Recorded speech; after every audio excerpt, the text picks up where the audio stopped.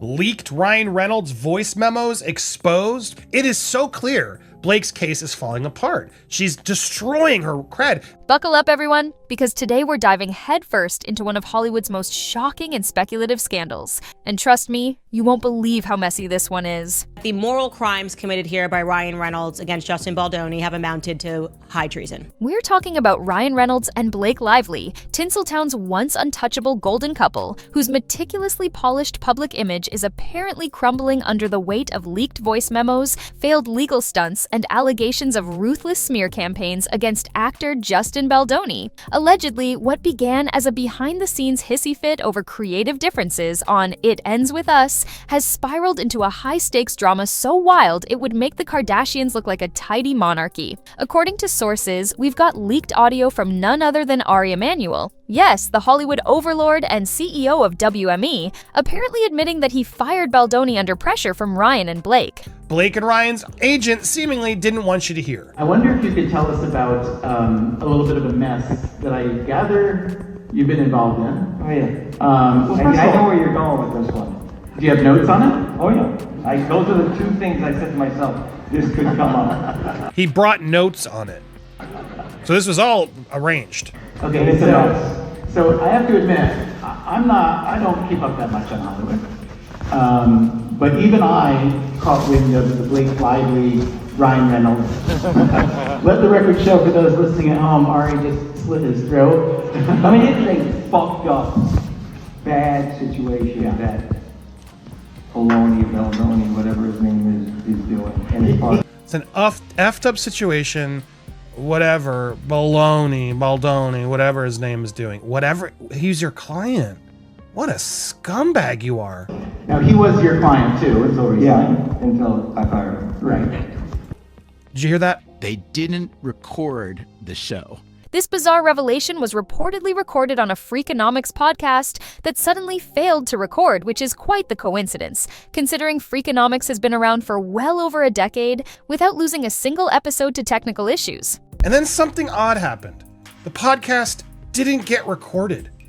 Neither the audio nor the YouTube video, both just miraculously didn't get recorded. Then, out of nowhere, there's the alleged fiasco of AI-generated Ryan Reynolds voice memos. Yes, deepfake recordings designed to make it seem like Ryan was sending downright unhinged threats to Baldoni. Insiders suggest that these fakes might actually benefit Team Reynolds and Lively, allowing them to cry foul and discredit all the genuine leaks floating around. It was Blake Lively, it was Ryan Reynolds, this was their strategy, and now they kind of want to put the genie back in the bottle. But guess what? The genie does not want to go back in the bottle. The genie likes to be free. It's a classic move straight out of a PR strategist's playbook. Drown the real revelations in a sea of fakes, debunk them all, and dismiss every scandal as internet lies. Meanwhile, the drama intensifies in court. Apparently, Blake Lively demanded an unbelievable 2.5 years of personal messages, emails, and even location data from Baldoni, presumably fishing for any dirt to support her lawsuit. Very negatively, calling Justin Baldoni, all this stuff. He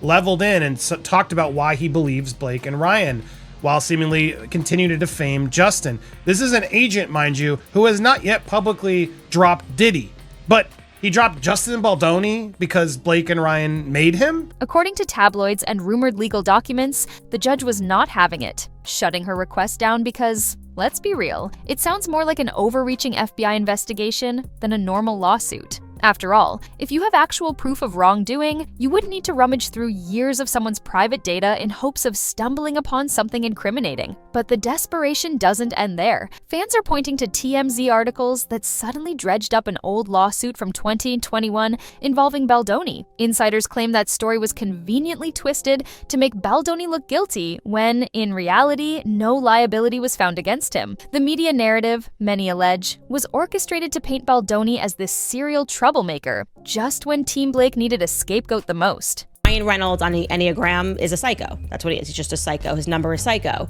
And let's talk about Ryan Reynolds' own controversies that have bubbled back to the surface. Remember that talk show confession he made about a scene with Olivia Wilde, going into awkward detail about how he removed her top, got distracted by pasties on her chest, and seemed to find it all hilarious? The audience laughed, the host laughed, because, hey, it's Ryan Reynolds, right? But rewatching it now, especially in the context of Lively's ongoing lawsuit, fans are calling it out as seriously cringe, if not worse. But that Ryan did not take criticism very well. And every time he did, he'd just get freaked out and storm off. And now you have to understand, the producers of this movie were Oscar-nominated producers, so they knew what they were doing. How can Blake Lively wave the banner of, "I'm a victim of harassment," while her husband brags about questionable on-set behavior that in any other workplace might get you fired for misconduct? But what's interesting, Marky, is that Ryan Reynolds has always been seen as the nice guy.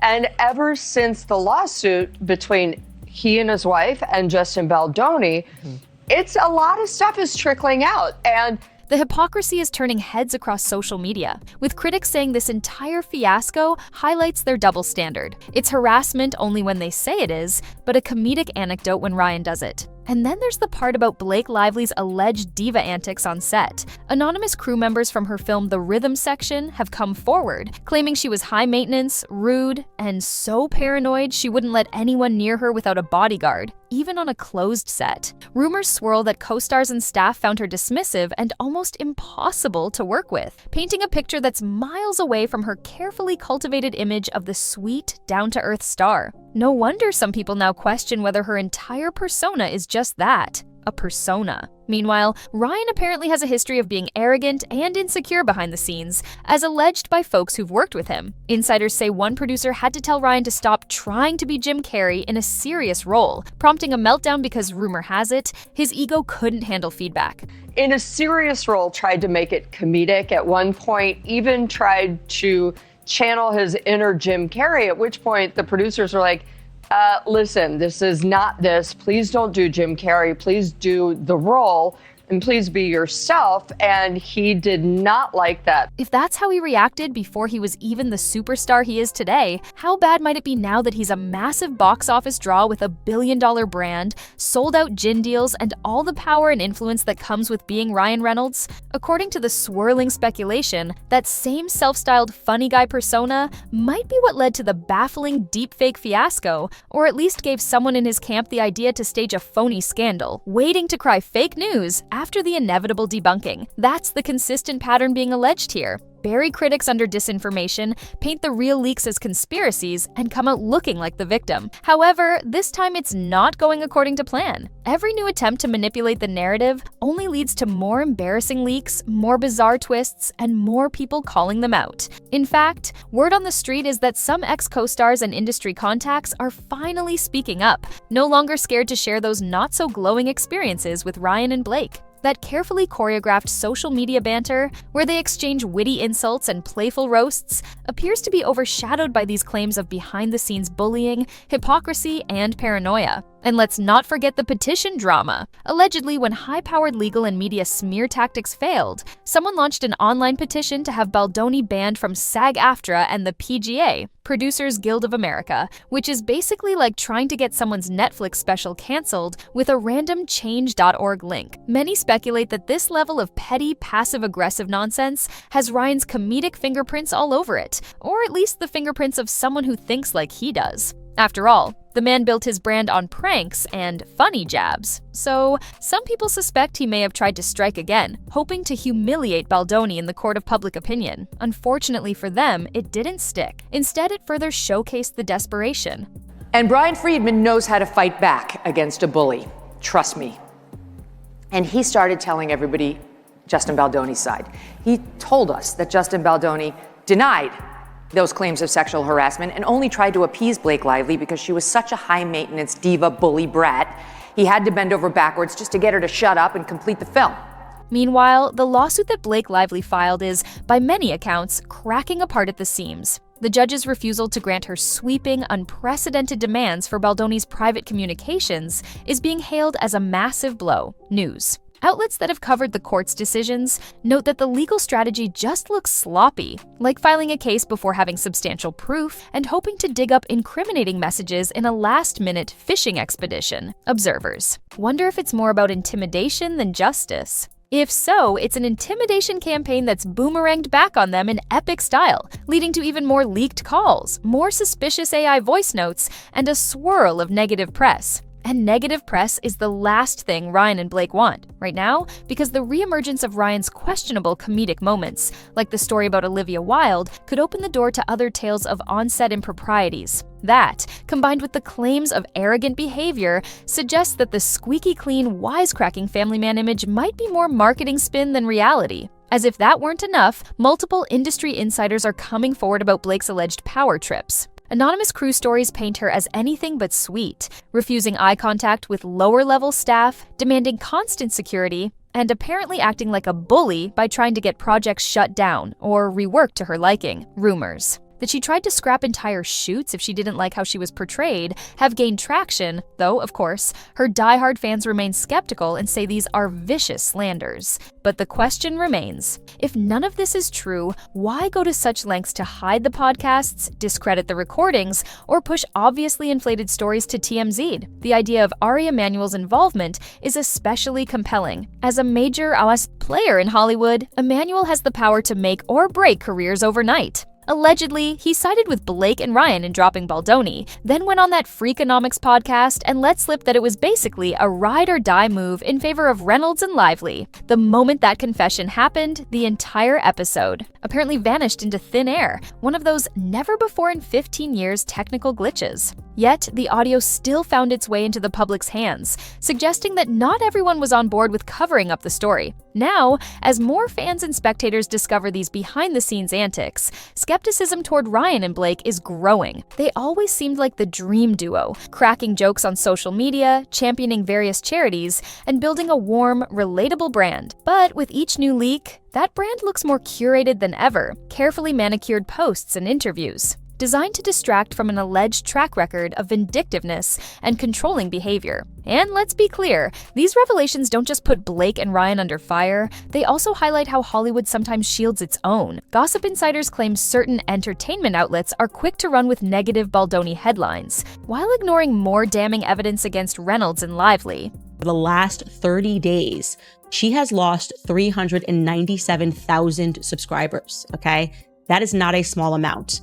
If you similarly go over to Ryan Reynolds, he's lost almost the same amount, 1,000 more than her, 398,000 subscribers. TMZ's rehashing of old news at a suspiciously convenient time is just one example. Other shady tactics, like the clandestine AI voice memo scheme, only underscore the lengths to which some folks might go to preserve the perfect couple narrative. Ironically, the only thing that's actually happening is an even bigger backlash from fans who feel misled. Instead of burying Baldoni in an avalanche of incriminating evidence, Team Ryan and Blake seem to be burying themselves in an avalanche of their own hypocrisy. The court's denial of Lively's extreme data request was the first domino to fall, followed by a wave of chatter that she and her lawyers are grasping at straws. Now, with ex-coworkers calling her a bully, AI fakes pointing back at Ryan's, possible sabotage, and Ari Emanuel's leaked admissions, this lawsuit is turning into a fiasco of epic proportions. The couple's defenders argue that all celebrities face rumors and that we should be skeptical of any unverified allegations. However, critics point out that if these rumors were entirely baseless, Ryan and Blake wouldn't appear so frantic in their attempts to keep them quiet. One moment they're orchestrating questionable PR smears. The next, they're pretending to be victims of the rumor mill themselves. It's a narrative that not even the most creative screenwriter could concoct, but here we are, watching it play out in real time. So where does that leave us? Are Ryan Reynolds and Blake Lively done for in the court of public opinion, or is Hollywood's short attention span going to let them skate by once the news cycle moves on to something else? Could they possibly redeem themselves with a heartfelt apology, or by dropping the lawsuit before it does more damage? For now, all we can do is watch as the controversy escalates, with new leaks and revelations dropping almost weekly. The big question remains, will the truth be enough to topple the glitzy fortress they've spent years building? Let me know in the comments below. Are you convinced their carefully curated charm is all smoke and mirrors?